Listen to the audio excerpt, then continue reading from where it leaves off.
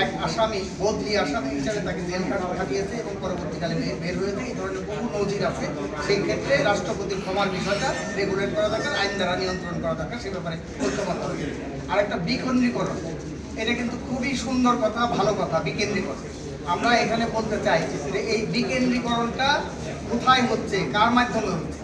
এখন স্বৈরাচারী ব্যবস্থা যদি থাকে, ফ্যাসিবাদী ব্যবস্থা যদি থাকে, সেইটা বিকেন্দ্রীকরণ মানে হলো যে জনগণের দোরগোড়ায় স্বৈরাচারী শাসন, কর্তৃত্ববাদী শাসন, ফ্যাসিবাদী শাসন পৌঁছে দেওয়া। আর গণতান্ত্রিক সরকার, গণতান্ত্রিক রাষ্ট্র ব্যবস্থায় যদি বিকেন্দ্রীকরণ হয়, তাহলে গণতান্ত্রিক শাসন জনগণের দোরগোড়ায় যাবে। সেই জিনিসটা খুব লক্ষণীয়। সেই জন্যেই এই যে বিকেন্দ্রীকরণের কথা আসছে হাইকোর্টের যে বেঞ্চগুলো, এরশাদ আমলে যখন হয়েছিল, এরশাদ কিন্তু একটা স্বৈরাচারী সরকার, স্বৈরাচারী শাসক ছিলেন। সেই সময় সেটার একটা বিরোধিতা ছিল এবং সেই কারণে কিন্তু পরবর্তীকালেও আন্দোলনের পরে সেটা হাইকোর্টের পক্ষ থেকে রায় দিয়েছে।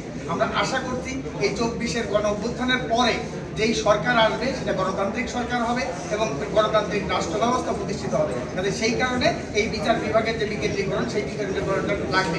কিন্তু এই ক্ষেত্রে বিকেন্দ্রীকরণের জন্য বাজেট লাগবে, লোকবল লাগবে, অবকাঠামো লাগবে।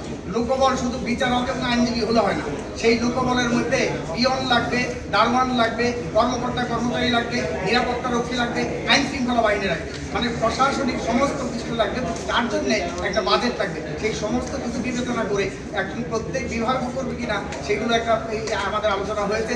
যে লোক সংখ্যা, জনসংখ্যা বিবেচনা, মামলা সংখ্যা বিবেচনা, যোগাযোগ ব্যবস্থা, সেইগুলো বিবেচনা করে সেই বেঞ্চগুলো সেখানে করতে হবে।